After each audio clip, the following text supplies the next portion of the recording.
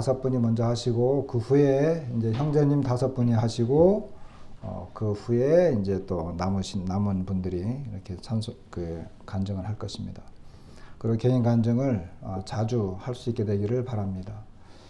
그리고 개인 간증이 끝나면 이제 삶의 간증, 그리고 주님을 향한 감사와 고백의 편지, 시, 이와 같은 것들을 계속하면서 그런 시간을 좀 가졌으면 좋겠다 싶은 생각이 들었습니다.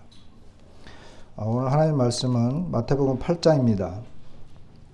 마태복음 8장 18절부터 27절까지,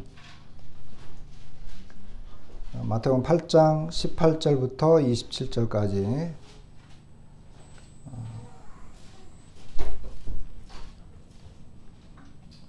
교독을 하겠습니다. 제가 먼저 18절을 읽으시면 우리 성도님들이 19절 이렇게 읽는 식으로 해서 교독 27절까지 읽겠습니다. 예수께서 무리가 자기를 애워싸는 것을 보시고 건너편으로 가기를 명하시니라. 예수께 아뢰되 선생님이여 어디로 가시든지 저는 따르리라. 예수께서 이르시되 여우도 굴이 있고 공중의 새도 거처가 있으되 인자는 머리 둘 곳이 없다 하시더라. 제자 중에 또 한 사람이 이르되 주여 내가 먼저 가서 내 아버지를 장사하게 허락하옵소서. 예수께서 이르시되 죽은 자들이 그들의 죽은 자들을 장사하게 하고 너는 나를 따르라 하시니라. 배에 오르심에 제자들이 따랐더니 바다에 큰 놀이 일어나 배가 물결에 덮이게 되었으되 예수께서는 주무시는지라. 그 제자들이 나와 깨우며 이르되 주여 구원하옵소서 우리가 죽겠나이다. 예수께서 이르시되 어찌하여 무서워하느냐 믿음이 작은 자들아 하시고 곧 일어나서 바람과 바다를 꾸짖으시니 아주 잔잔하게 되거늘. 그 사람들이 놀랍게 여겨 이르되 이가 어떠한 사람이기에 바람과 바다도 순종하는가 하더라. 오늘 말씀의 그 제목은 27절에 있는 말씀 중에 이가 어떠한 사람이기에, 그래서 이는 어떠한 사람인가 라고 하는 것을 제목으로 좀 삼았습니다. 예수님이 어떤 분이냐 라고 하는 것이 오늘의 주제입니다. 해마다 케냐의 마사이 마라로 누떼가 이동한다고 합니다. 한 8월에서 10월 사이에 이동을 하기 시작해가지고 탄자니아 세렝게티라고 하는, 여러분 그 다큐멘터리 많이 보셨죠? 그 시커먼 소떼잖아요, 소. 이 수천 마리가 그냥 흙먼지를 일으키면서 확 이렇게 달려가잖아요. 달려가는 이유가 해마다 그러는데 이 물을 얻기 위해서, 그리고 풀을 뜯어먹기 위해서 그렇게 달려가는데, 이 누떼들이 평생 동안 약 한 3만 킬로를 계속 그렇게 달린대요. 그런데 이렇게 이동을 하고 있는데, 이 이동을 하는 것은 살아남기 위해서 이동을 하는 건데, 그 이동 과정에서 엄청난 갈증, 중간에 이제 물들이 없으니까, 그리고 배고픔, 그리고 피로감, 이와 같은 것들은 당연한 거죠. 기본적으로 이제 따라오는 것들이고, 그런데 이제 이렇게 한참 달려온 이 누떼들을 기다리고 있는 강이 하나 있는데, 이 강의 이름이 바로 마라라고 하는 강입니다. 마라강. 그 강둑에 서가지고 이렇게 강으로 뛰어들어야 되는데, 이 강둑 높이가 한 6m 정도 돼요. 그런데 누떼들이 딱 보니까 거기 누가 있어요? 악어떼들이 득실득실 거리는 거예요.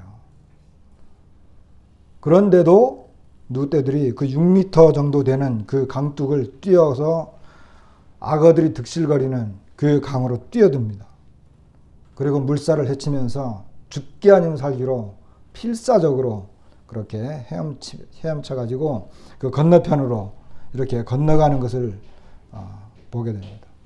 그렇게 해가지고 다시 건기가 되면 다시 왔던 그 곳으로 다시 돌아가는 이 엄청난 광경, 너무너무 기가 막힌 이 너무나 웅장한 수백 마리가 이렇게 막 달려가니까, 그래서 이것이 그 7대 자연 경관 중에도 하나라고 합니다. 이걸 또 보기 위해서 사람들이 몰려든대요. 그래서 이 장면을 보게 되면 목숨을 걸고 이 누떼들은 움직이는 거잖아요.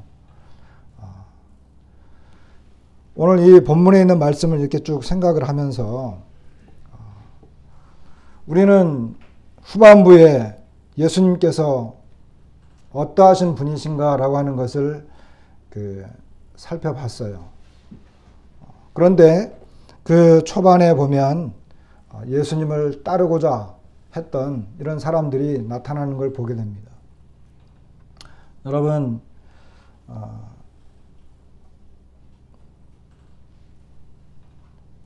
예수님을 여러분들은 왜 믿으셨어요? 처음에 예수님을 오늘 개인 간증도 했지만 예수님을 믿을 때 믿는 이유가 있었겠죠. 대개 보면 죄 문제 때문에, 복음이니까 우리의 죄 문제는 어쩔 수 없으니까, 내 스스로 어떻게 해결할 수 있는 방법이 없으니까.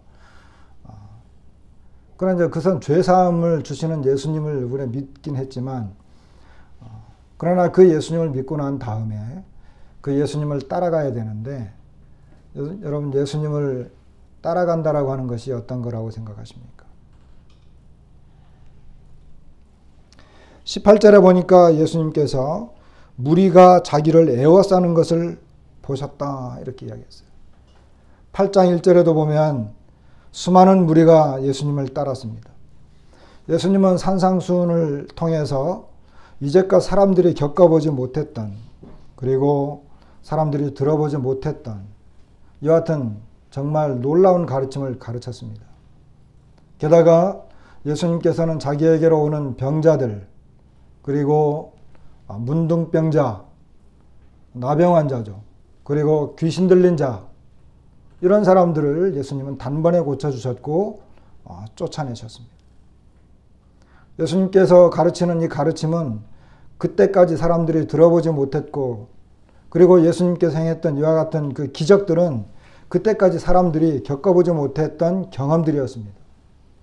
그러니까 8장 1절이나 지금 이 8장 18절에 무리들이 예수님을 에워싸고 따라다니기 시작을 했습니다.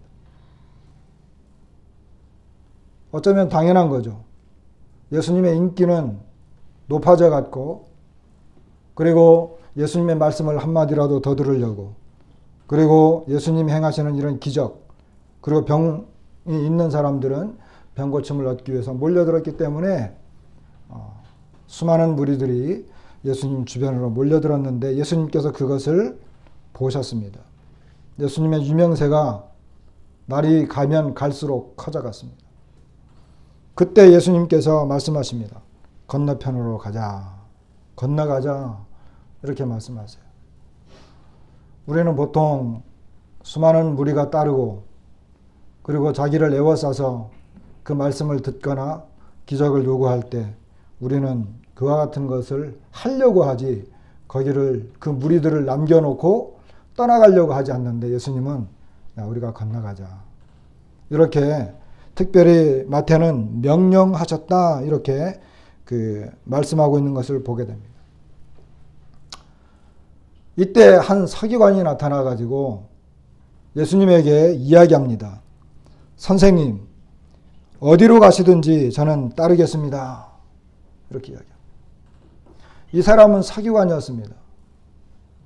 이 서기관은 예수님의 가르침을 들었습니다. 이 서기관은 율법학자죠. 다른 성경에는 율법학자로 이렇게 표현됐는데 이 사람은 율법을 잘 아는 사람이었고 하나님의 말씀에 굉장히 깊은 관심을 갖는 사람이었습니다.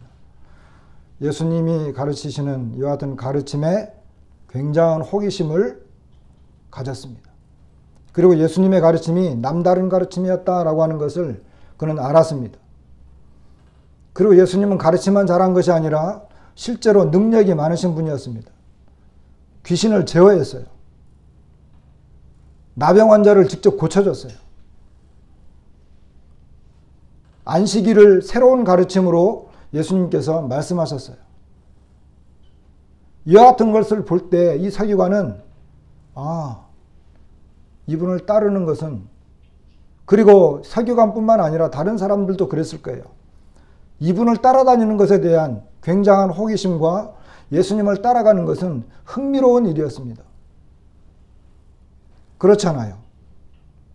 여러분, 이와 같은 것을, 우리는 이와 같은 것들을 실제 오늘날 예수님을 직접 볼 수 없기 때문에 그렇지만 우리 눈앞에서 그 예수님을 본다고 한다면 이것은 굉장히 흥미로운 이야기다. 예수님을 따라간다라고 하는 것은 사람들이 당연히 생각했던 그와 같은 내용들일 것이었습니다. 사람들은 오늘날 보면 예수님을 따르게 되면, 오늘날 기독교가 많이 변질이 되어져 가지고 기독교를 통해서 교회를 다니고 또 예수님을 믿고 이와 같은 그 생활에 대해서 현대 기독교는 거기에 어떤 부와 그리고 명예와 어떤 존경을 받는 이와 같은 것들이 있을 것이라고 생각하는 그런 경향이 있어요.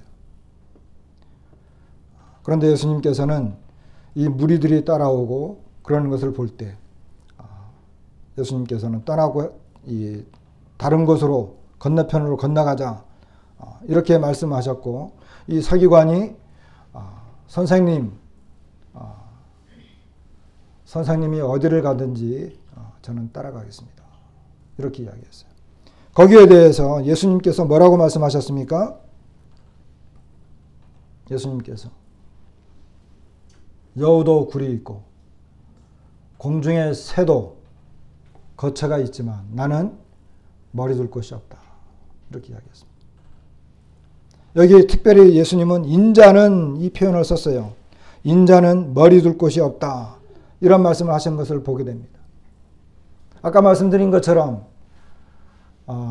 사람들이 예수님의 가르침과 그분의 기적과 그리고 예수님 주변에 몰려드는 이와 같은 현상들을 보면서 사람들은 예수님을 따르면 거기에는 상당한 어떤 대가와 보상, 그리고 예수님을 따르게 되면 거기는 흥미로운 이런 어떤 보장성 있는 이와 같은 일들이 있을 것이라고 이렇게 사람들은 생각했을 수 있고, 서기관도 그런 기대감을 가지고 이야기했었을 것입니다. 예수님께서 가르치셨고, 예수님께서 병자들을 고치고 귀신을 쫓아내고 이와 같은 능력을 하신 것은 분명히 하나님의 사람의 모습이었어요. 하나님의 사람의 모습. 하나님의 능력을 갖고 계셨어요. 그런데 예수님께서 자기 자신을 막상 표현하실 때에는 인자는 머리 둘 곳이 없다. 이렇게 표현하시는 걸 보게 됩니다. 마태복음에 이 단어가 처음 여기에 기록이 됐는데, 여기 인자라고 하는 것은 사람의 아들이다 라고 하는 뜻입니다. 이것은 예수님께서 자기 자신을 가장 낮춰서 표현하신 하나의 표현입니다. 어떤 사람들은 여기 저도 이제 헬라를 찾아보니까 이 정관사가 붙어 있어가지고 그 인자, 이것은 다니엘서 7장 13절과 14절에 나와 있는 이 권능을 가지고 구름을 타고 오시는 그 메시아, 이분을 언급하는 것이다라고 표현할 수 있지만 여기서는 꼭 그렇게 보여지지는 않습니다. 예수님은 그 인자를 생각을 아마 하셨을 거예요. 그러나 예수님은 하나님의 사람의 그 모습으로 하늘에서 오신 분으로 실제로 가르치고 기적과 능력을 행하기도 하셨지만, 이 예수님을 따르려고 선생님이 어디로 가시든지 저는 따라가겠습니다. 이렇게 도전하고 있는 이 사람에게 예수님은 인자는 머리 둘 곳이 없다. 봐라, 여우도 굴이 있지 않느냐. 공중의 새도 거처가 있지 않느냐. 보금자리가 있다. 그런데 인자는 머리 둘 곳도 없어. 여기에 말하고 있는 이 건너편, 예수님께서 건너편으로 가자라고 했을 때 이 건너편은요, 이 28 8절에 보면 또 예수께서 건너편 가다라 지방에 가시매 그랬잖아요. 이 가다라라고 하는 지역이 데가볼리 지역입니다. 데가볼리라고 하는 것은 10개의 도시들이 이렇게 모여있는 한 지역이고, 이것은 유대 관할 지역 밖입니다. 이것은 이방인의 지역이고, 이곳에서는 어떤 그 유대인들이 여기에 계속 머물러 있기 힘든 완전히 다른 곳입니다. 여러분, 서기관은요, 가버나움 사람인데 가버나움에서 그의 삶은 보장을 받고 있었을 거예요. 뭐 성경에서 서기관이지만 우리나라에서 서기관은 공무원 직급으로 5급이잖아요. 5급 공무원쯤으로 생각을 해보십시다. 생활이 보장됐고 안정된 삶입니다. 그는 자기의 보금자리가 있습니다. 그는 자기의 삶의 보장이 이미 다 있습니다. 분명한 직장과 가족과 그리고 분명한 삶의 거처가 확실하게 있습니다. 이런 사람에게 예수님은 나는 인자야. 너가 보고 있는 것처럼 하나님의 능력도 보고 있지만 나는 사람에 불과해. 그리고 나를 따르면 들짐승보다도 못한 삶을 살아야 돼. 너의 직장, 너의 직업, 너의 가족, 너의 이웃들, 보장되고 안정성이 있고 편안하고 안락한 그 삶 모두를 버리고 너 정말 나를 따를 수 있겠어? 라고 하는 것입니다.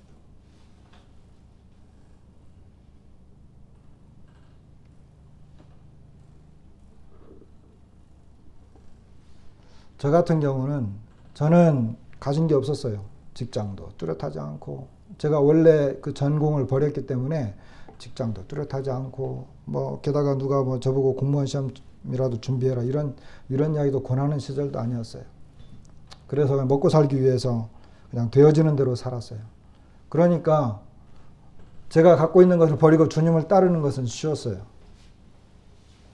편안하게 주님을 따랐다라고 말할 수 있지만 어쩌면 그런 사람이 쉬울 수도 있습니다. 그러나 여러분, 안정된 직장과 그리고 안락한 삶과 그리고 장래가 보장되는 이와 같은 삶을 포기하고 예수님을 따르는 것. 예수님은요, 이런 산짐승들보다도 못한 삶을 사셨다는 거예요. 그분이. 그런데 그 주님을 따르겠다고?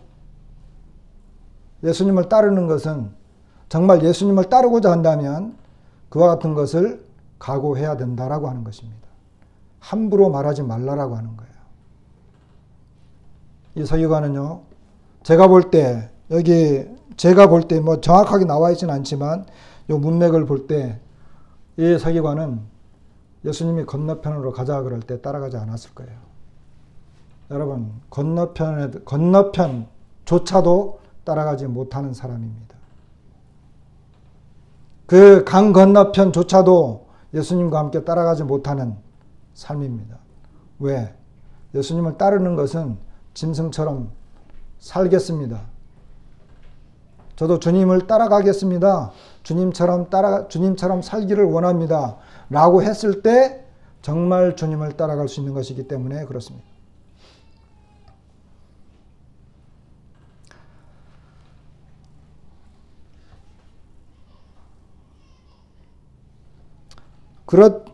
그랬는데 또 한 사람이 또 튀어나와요. 21절에 보니까 제자 중에, 이번에는 제자 중에 또 한 사람이 예수님에게 나옵니다. 그리고 이야기합니다. 주님, 내가 먼저 가서 내 아버지를 장사하게 허락하옵소서. 22절, 예수께서 이르시되 죽은 자들이 그들의 죽은 자들을 장사하게 하고 너는 나를 따르라. 유대인의 장례법은 그 두 절차에 의한 매장법입니다. 그래서 사람이 일단 죽으면 바로 매장을 해요. 바로 매장을 이렇게 한 다음에 이제 그 그 가족은 매장을 하면 이제 사람이 죽었기 때문에 이제 일종의 은둔 생활을 시작합니다. 그 기간을 약 한 1년 정도로 잡아요. 대략. 뭐 정해진 것은 없지만은 대략 1년 정도 은둔 생활을 하고, 이때에는 무슨 뭐 랍비들의 가르침이나 이런 선생들을 만나지도 않아요. 그리고 어떤 기도문이라든지 어떤 종교적인 활동을 빠질 수도 있어요. 이런 기간 동안에. 그 이와 같은 기간이 끝나고 나면 이제 2차 매장이 있는데, 이제 1년이 지났으니까 어때요? 살은 다 썩고 사라져 없어져 버렸죠. 뭐만 남았어요? 뼈만 남았어요. 그러면 이제 그 뼈들을 다 추스려 가지고 이제 이스라엘은 이렇게 굴을 판다든지, 굴이라든지 또는 이렇게 암벽을 굴처럼 파가지고 거기에 묻어두는데, 거기에는 조상들의 뼈들이 있어요. 그래서 그 조상들의 뼈와 함께 묻는 것입니다. 그래서 열조에게로 돌아간다라고 하는 표현이 이런 조상들에게로 돌아가는 이런 매장법입니다. 여기서 이 제자는 이 두 번째 매장과 연관이 있다라고 말을 합니다. 그러니까 뭐예요? 이제 한 애도 기간 한 1년 남았고, 이제 2차 매장 그 남아있기 때문에 주님, 우리 아버지를 좀 이렇게 그 매장을 한 다음에, 장사하게 한 다음에 주님을 따르겠습니다. 그러니까 최대한 1년 정도의 유예 기간을 주십시오. 이 과정 다, 장례 기간 다 끝나면 제가 주님을 따르겠습니다. 이렇게 이야기하는 거예요. 자, 유대인의 장례법은 어떻습니까? 생각을 해보세요. 율법은 자녀들이 부모에게 효도할 것을 명확하게 가르치고 있고, 그리고 이 유대인의 장례법은 굉장히 중요한 하나의 그 풍습입니다. 그리고 전통입니다. 그래서 자녀들이 부모의 장례를 제대로 치르지 않는다든지, 시체를 버려둔다든지, 특히 화장을 하는 것은 그 굉장히 그 모욕을 주는 그런 일들이었기 때문에 그렇게 하지는 않았어요. 특별히 장자는 유업을 이을 자이기 때문에 이 장례에 대해서, 그리고 아버지를 장례를 잘 치러서 그 열조에게 돌아가도록 하는 이와 같은 이 책임을 맡은 사람으로서 굉장히 그 중요한 일이었습니다. 그런데 부모의 장례를 제대로 치르지 않고 그냥 버려두고 놔두고 그러면 어떻게 했어요? 주변 사람들에게, 친척들에게, 이웃들에게, 그리고 동료들에게 저 사람은 하나님의 법을 따르지 않는, 그리고 자녀로서 마땅히 해야 할 것을 하지 않는 배은망덕한 이런 사람이다. 이와 같은 것이 소문이 나고, 그렇게 됐을 때 이 사람은 거기에서 도저히 생활할 수 없는 그와 같은 상황에 부딪히게 되는 것입니다. 예수님께서 야, 너 그냥 놔두고 나를 따라와 라고 하는 그 내용이 오히려 이상한 거예요. 이것은 그 전통과 풍습, 그리고 자식이 부모에 대한 그 행동을 마땅히 해야 되는데도 불구하고 그런 걸 다 무시하고 나를 따라오라는 거예요. 너 그거 하면 친척들에게 욕먹고 비방을 받고 그 사회에서 따돌림 당할 거야. 이와 같은 내용이거든요. 그럼에도 불구하고 따라오라라고 하는 거예요. 예수님을 따르는 것은 정상적인 것을 넘어선 것입니다. 격식 따지고, 풍습 따지고, 주변의 눈치 보고, 그리고 주변 사람들의 비방과 이와 같은 내용의 그것을 사회생활을 다 포기하고 버리겠다라고 하는 진정한 의지와 결단이 없으면 예수님께서 예수님을 따른다라고 하는 것은 어려운 것입니다. 제주도하고 비슷하죠. 그죠? 제주도 사람들은 장례 문화가 아주 큽니다. 그리고 장례를 제대로 치르지 않으면 뭐 욕을 먹는 건 당연하죠. 몇 자리 잘못 써도 욕을 얻어먹고. 그리고 제사하지 않으면 어떻게 됩니까? 뭐 지금은 많이 나아졌다고 하지만 지금도 마찬가지. 제사하는 것 때문에 예수님 믿지 못하는 사람들이 너무나 많아요.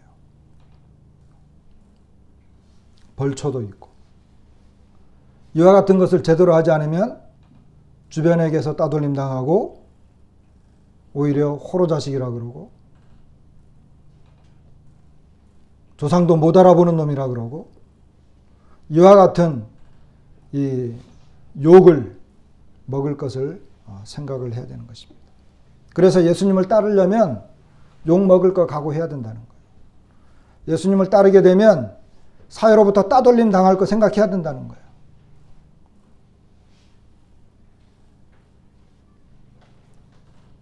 오늘날 이 세상에는 세상 사람들이 생각하는 어떤 그런 가치관들이 있어요.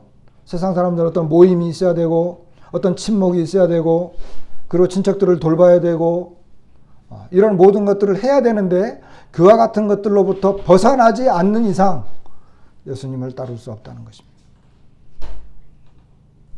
여기 예수님께서는 죽은 자들이 그들의 죽은 자들을 장사하게 하고 너는 나를 따르라. 여기 죽은 자들이 그들의 죽은 자들을 장사하게 하고, 이 죽은 자들이라고 하는 것은 여기 이제 구체적으로 예수님께서 말씀하시지 않았기 때문에 그러는데 우리는 얼른 봐서 이 사람들은 어떻게 보면 영적으로 죽은 사람들. 다시 말하면 예수님을 따르고 믿는 그 믿음으로부터 분리되어진 사람들이에요. 주석성경에는 이 내용을 가지고 하나님 나라로부터 부르심을 받지 못한 사람들이다 라고 표현하고 있어요. 다시 말하면 하나님 나라와 관계없는 사람들은 죽은 사람들이에요. 예수님을 믿고 예수님의 부름에 응답하지 못하는 사람들은 영적으로 죽은 사람들이에요. 그러니까 예수님이 그런 사람들, 죽은 사람들에게 그 실제로 죽은 사람을 맡겨놓고 너는 살았지 않느냐. 그러니까 나를 따르라는 거예요. 너 정말 나를 믿냐? 믿는 사람은 산 사람이니까 너가 정말 나를 믿는다고 한다면 나를 따르라 라고 하는 거예요.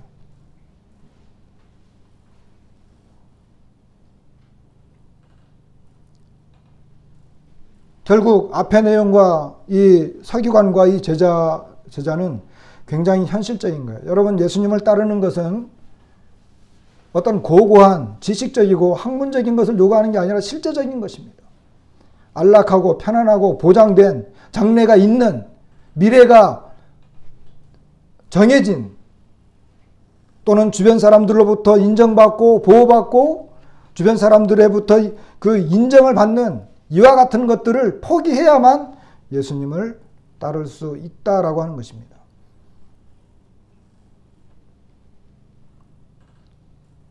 예수님을 따르는 것은 우리가 예수님을 따르는 것. 우리는 어떻습니까? 우리는 그 당시 예수님 당시에 예수님의 하나님 나라와 이 예수님의 가르침은 그 당시에 퍼져 있던 가르침과 교훈들 이런 것과 굉장히 상반되잖아요. 오늘날도 마찬가지예요. 우리는 예수님을 믿고 따르는 것에 대해서 너무 지식적이에요. 너무 비현실적이에요. 5분 전에 예배 드리러 와서 끝나자마자 예배당 밖을 나가는 사람들이 어떻게 예수님을 따르겠습니까?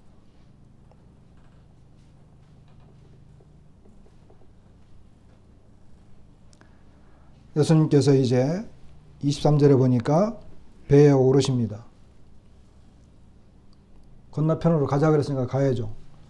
제자들이 따랐어요. 여기 제자들은 주님을 따랐어요.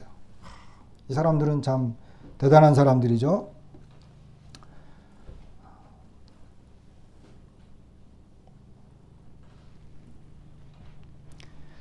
제자들이 따랐는데 여러분 예수님이 건너편으로 가자 이러니까 예수님을 따라갔어요.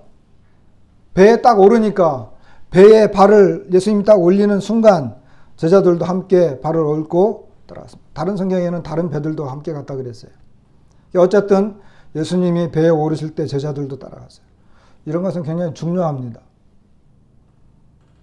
그런데 문제가 생겼죠. 장애가 생겼어요.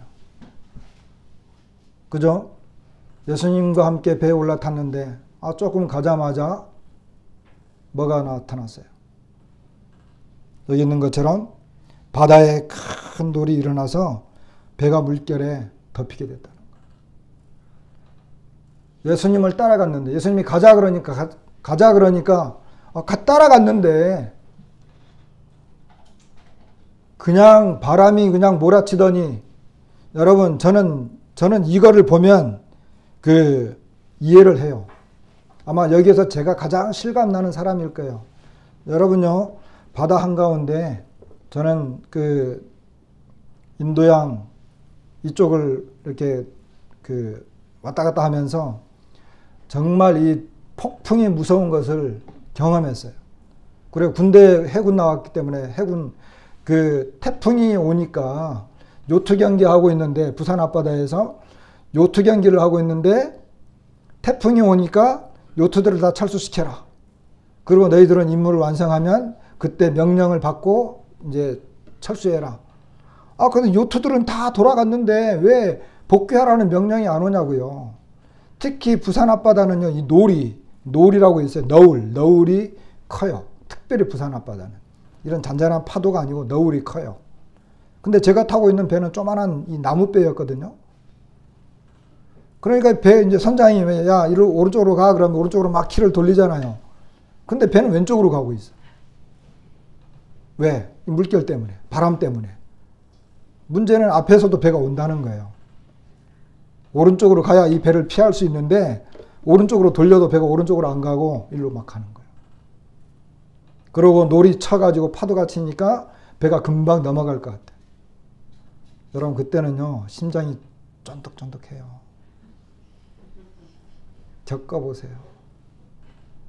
배가 있잖아요. 거의 다 넘어가요. 거의 다 넘어가가지고 이제 복원역으로 해가지고 다시 이렇게 넘어오는데 넘어갈 때는 그냥 주방에 있는 그릇들이 와르르 쏟아지고 합판에 있는 이 보드판에 있는 이 해도 위에 있는 필통 이런 것들 나침반 이런 것들이 와르르 쏟아지고 앞에서는 그냥 파도가 브릿지 거기를 막 그냥 사정없이 때리지 배는 내 말 안 듣지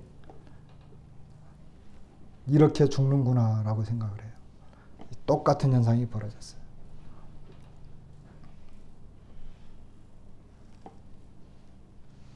그런데 성경을 보면 여러분 이 제자들이 진짜 무서워한 이유가 뭘까요?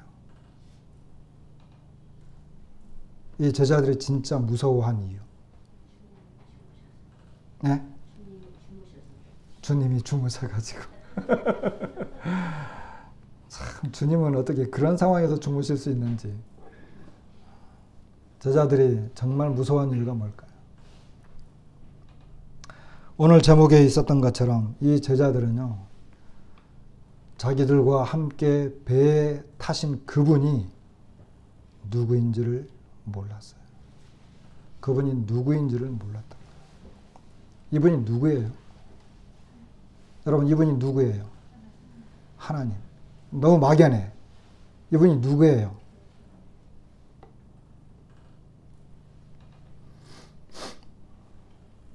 구약에 가면 이스라엘의 200만 대군이 몰려올 때 뒤에서는 애국 군대가 덮치려고 막 하고 있어요. 앞에는 홍해 바다예요. 이제 꼼짝없이 앞에는 바다, 뒤에는 군대, 애굽의 이집트의 군대들이 칼을 들고 죽이려고 덤벼들고 있어요. 어떻게 해야 돼요? 모세를 명해서 홍해를 갈랐잖아요. 그죠? 모세를 명해서 홍해를 갈랐잖아요. 누가 갈랐어요? 하나님. 요단강이 넘쳐났어요. 요단강이 범람했어요. 홍수 때니까. 범람해가지고 도저히 가나안 땅으로 들어가야 되는데 요단강을 건너야 되는데 요단강이 너무너무 물이 넘쳤어. 도저히 요단강을 건넌다라고 하는 거 생각을 못해. 여리고 사람들도 쟤네들 못 와. 요단강 저 넘치는 거 봐. 못 와 절대로. 그 요단강을 가르친 분이 누구예요?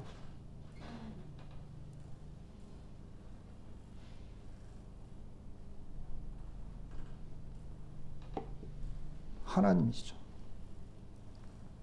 그 하나님을 몰랐던 거예요.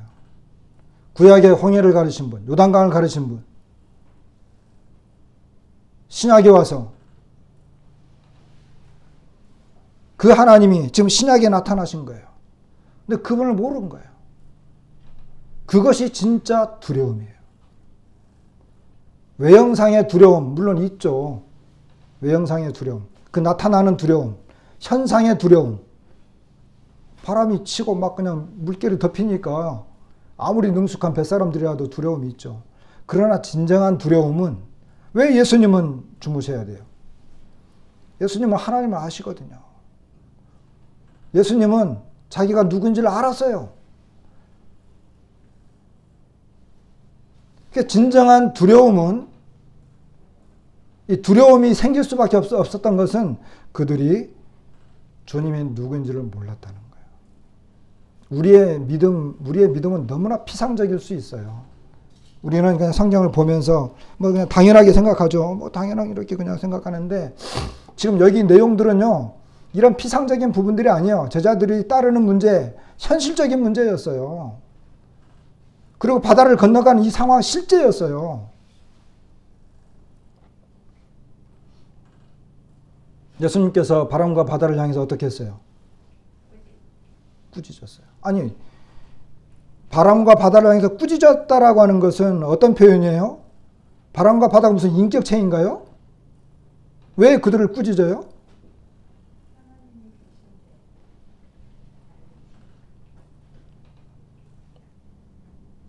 주님께서 바다를 향해서, 그리고 바람을 향해서 꾸짖으셨다 하네.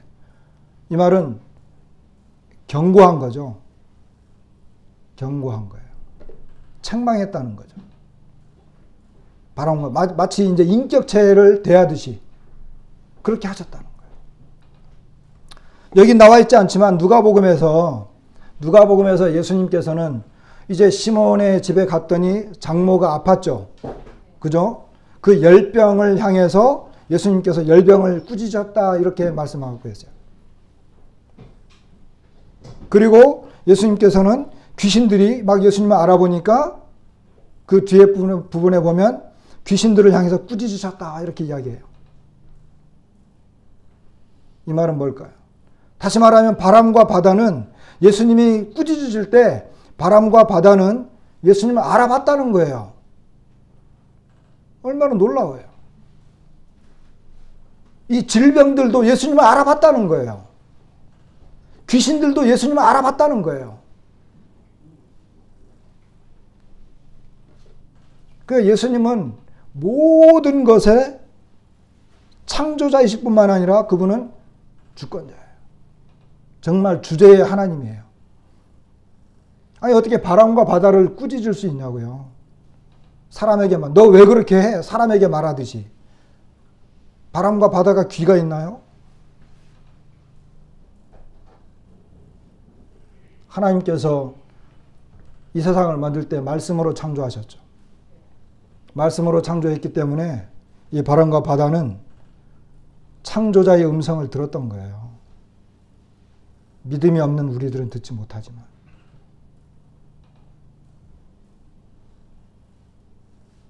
이것이 달랐던 거예요.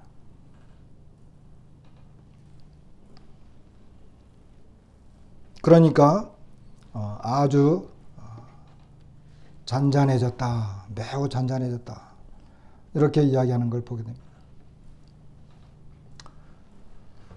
주님은 하나님이십니다. 주권과 권세를 가지신 그분의 가르침과 능력, 기적, 이것이 그분을 증명하셨습니다. 그럼에도 불구하고 주님은 인자는 머리 둘 곳이 없다. 이렇게 가장 겸손한 모습을 보이셨습니다. 인자로 오신 예수님은 이 땅을 걸어가실 때 고난과 어려움을 친히 겪으셨습니다. 가장 겸손하신 분이십니다. 그래서 우리가 예수님을 따른다라고 하는 것, 예수님을 믿고 따른다라고 하는 것은 그분의 겸손한 모습처럼 우리도 겸손한 자세로 하나님이신 그분을 인정하면서 따라갈 수 있다라고 하는 것을 말씀하십니다. 주님을 따르는 그것은, 그 길은 간단한 일이 아닙니다. 결코 간단하지 않아요. 어쩌면 건너편까지도 따라가지 못하는 사람들이 부지기수예요. 말은 하죠. 따라가겠습니다. 제가 하겠습니다. 그 순간 그럼 기껏해야 그 건너편도 못 가. 평생을 따라가야 되는데. 그럼에도 따라가야 하죠. 그리고 주님을 따르기로 결심했다고 한다면 비난과 모욕, 따돌림, 욕 먹을 각오하고 따라가야 된다고 하는 거예요. 여러분, 예수님을 고백하고 예수님을 믿고 따르겠다라고 세상 사람들과 구별된 삶을 살겠다라고 고백하고 했을 때 욕 먹을 거 각오하셔야 돼요. 조롱당할 거 각오하셔야 돼요. 그렇게 하지 않으면 안 됩니다. 그렇게 해서 예수님을 따르게 되면 뭐예요? 이 말씀을 보면서 우리가 참 감사가 되고, 그리고 또 한 가지 희망이 되는 건 뭐냐 하면, 주님과 함께 배에 올랐던 이 제자들은 주님의 능력을 체험했어요. 주님의 능력을 체험했어요. 주님이 어떤 분이신가를 알았어요. 우리가 주님을 따르려면 장애물이 반드시 있습니다. 어려움이 반드시 옵니다. 주님을 따라갔는데 바람이 불고 파도가 치고 죽을 것 같고 어려움이 올 수 있어요. 저 자신도 그런 경험, 정말 죽고 싶다. 왜 이래야 되나? 이런 경험들이 있어요. 그렇지만 그 속에서 나에게 있는 두려움은 주님을 믿지 못한 두려움이지, 주님께서 함께 있는 제자들에게 주님의 능력을 보여주셨을 때 제자들은 그와 같은 능력을 체험했다라고 하는 이와 같은 놀라운 은혜가 오늘 본문에 나와 있는 것을 보게 됩니다. 바람과 바다도 순종했습니다. 그분이 주님이십니다. 그분이 주인이시고 그분이 주권자이십니다. 그분이 바로 하나님의 아들이고 메시아입니다. 그렇기 때문에 내가 따라갈 수 있습니다. 이 말씀을 보고 우리는 부정적인 생각이 아니라 주님을 따를 수 있구나. 내 안락한 삶, 그리고 보장된 삶, 미래가 분명한 삶, 보금자리가 있는 삶을 버린다 할지라도, 다른 사람들에게 비방을 듣고 욕을 먹는다 하더라도 따라갈 수 있는 분이로구나. 이것을 우리에게 말하고 있는 것입니다. 오늘날 우리들에게 이 말씀은 매우 현실적이고 필요한 말씀입니다.